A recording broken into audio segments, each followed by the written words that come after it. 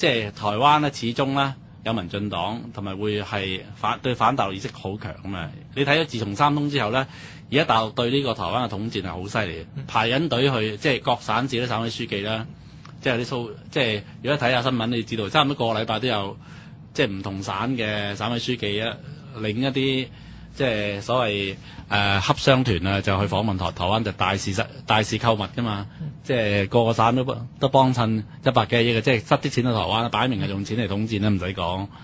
咁同埋嗰陣時啱啱話馬英九一選到之後咧，中移動都已經即刻話要入股台灣一個電信啦，但係人哋嗰邊都未有呢個政策，同埋都未批准，佢已經自己宣布咗，咪炒嗰輪。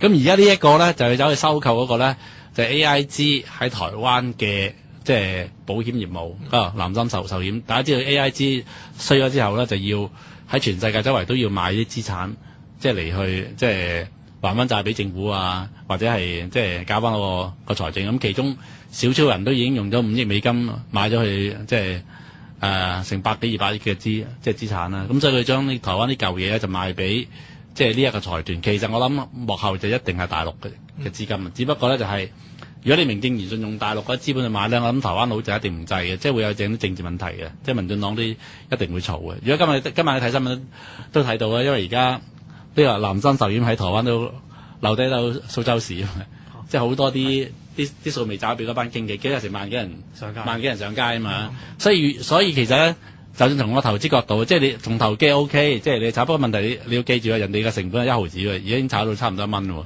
即係今日收市都8毫幾咯。咁你即係呢兩個湧入去，即係如果你擔隻命平係搏，即係快上快落咁炒嘅 OK 啦。但係從投資咧就千祈唔好制，因為嗰單嘢未必成啊嘛。如果一唔成咧，即係有8、9毫子咧跌翻落去咧，即係1、2毫啊，甚至更低咧，就完全唔奇。因為佢今日而家係一個殼嚟嘅，空殼嚟㗎嘛，一定係要買到個南山壽險啊，先至係一個即係嘅資產。但係即使有人計過，即使琴日收市價6毫幾，好似係唔知6毫9嚟計咧，呢隻股而家嘅市值咧都已經高過，即係已經高過佢即係收咗個南山壽險嗰個資產值嘅。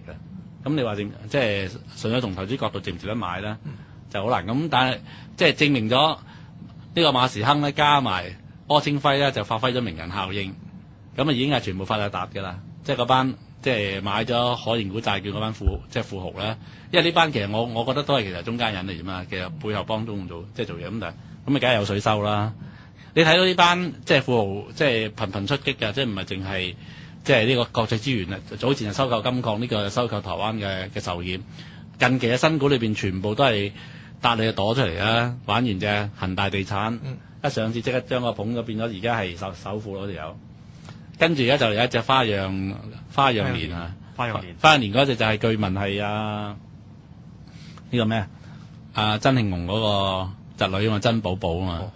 咁即係話其實好多啲中共嗰啲即係官僚啊，即係啲官僚資本通過佢啲子侄裏邊咧，紛紛嘅嚟香港揾銀啦，係咪先？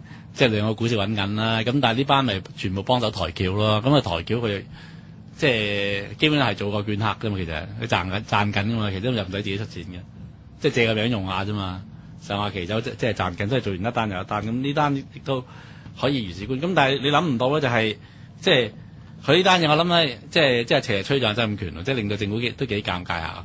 即係幾多日引起咗個 issue 而家，即係話點解呢啲咁嘅問責高官咧過冷嚟1年之後咧，即係就即刻可以做得，所以表面上雖然好似同佢嗰個即係在任嗰時做呢個經濟及發展局局長啫嘛，即係因為啲名成日轉嚟轉去嘅，即係經濟發展局局長好似冇關係。咁但係實際上佢做咗嗰幾年官咧，都接觸咗好多政府嘅機密啊，有一定嘅人物關係啊，有一定嘅知名度啊，咁咪。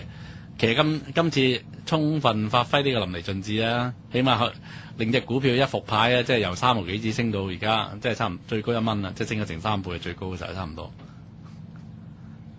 係㗎，你點睇？係咯，本來我對呢個馬時亨咧都覺得佢係個印象幾好嘅，而且佢跳船嗰陣時覺得呢個人真係香港啲市民好容易呃咯，因為話信上帝啊嘛，俾上帝呃鬼埋啦。咁點知今日一睇新聞，原來咁大隻笑面虎周街跳嘅。咪香港啲官係咁啊！只要你病一病啦，即係香港人真係好人嚟嘅，基本上好心，即係好似譬如曾俊華本來出個預算案之後咧，就係即係俾人貓頭飛起噶嘛。咁啊，曾俊華就真係病嘅，即係爭啲瓜咗喺呢個通個波仔。但係通咗波仔之後咧，其實係好小事嘅，即係當然通唔到之前咧，就梗係隨時冇命啦。但係通波仔係一件好小事。譬如石禮謙咧，通過5次嘅，知唔知啊？又冇見佢死得，即係佢哋呢啲咁嘅權貴啊，即係食好着好咁，梗係有呢啲咁嘅富貴病啦，大佬係咪先？你唔好見非洲啲人會有呢個通波仔。我話非洲，你譬如你睇下，即係而家香港做緊啲即係比較辛苦啲工作嘅人，點會有呢啲病嘅啫？咪所以變咗，但係咁講我即係呢個真係話，因為即係通個波仔爭啲瓜得啦，即刻事後就即係個民望大升喎。但係最近即係等於好似阿馬時亨啫嘛，其實乜差嘢都冇做過，只不過嗰陣時就話自己嘅老友事啊。即係你一以為生賣佬啊，其實佢唔知遮乜毛嘅啫。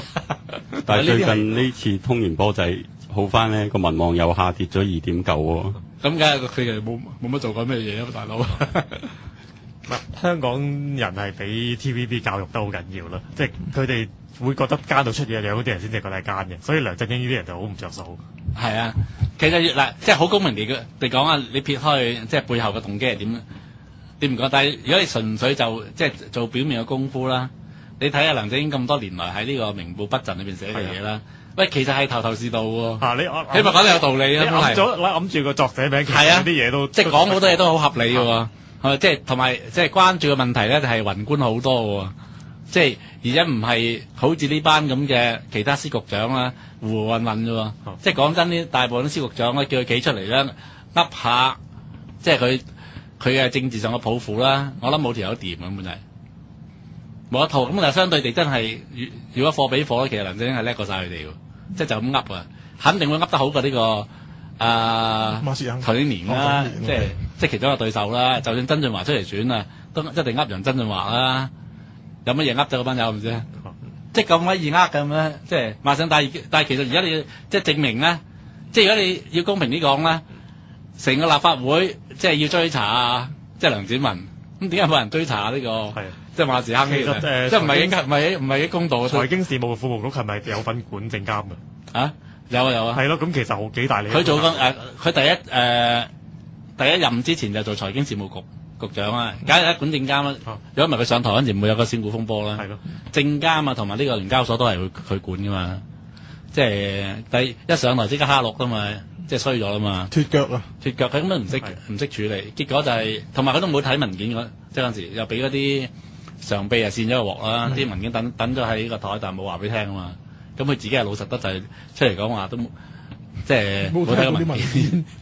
雖然事實上咧，係人都知道呢啲司局長係自己係唔會睇嘅，即係理論上梗係嗰啲馬體就話俾佢聽㗎啦，即係 B 佢啦。佢講出嚟可能就係暗示係啲常秘扇佢嘅咯。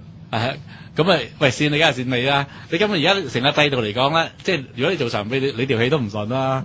喂，我做完之後咧就要隔冷河3年，而家仲話要求要嚴啲係咪？但係做問責局長理論上知嘅嘢同埋權力係大過常秘㗎嘛，1年就可以搞掂，就冇問，即係而家冇問題啦。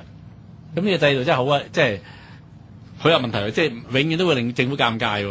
係，即係喂講真，其實擺到明呢啲235呢啲係炒股嚟啫嘛，大佬沖殺集團係咪？你都真係啲咩投資？分鐘呢單嘢唔成事咧。即係如果好多股民，即係雖然香港人咧，即係香港賭仔性格嘅炒股票，即係輸咗唔會賴人嘅，係嘛？即係明知都係大部分股票都係騙局嘅啫，根本都係作個股仔，或者想做個股仔就引你去買，結果就係派貨俾你換，即係將啲印啲紙嚟換啲銀紙啫嘛，即係基本上白紙啫嘛，仲有呢班友全部個個都係1毫紙就可以換到股票啊！跟住而家即係6、7毫、7、8毫1蚊賣俾你，哇！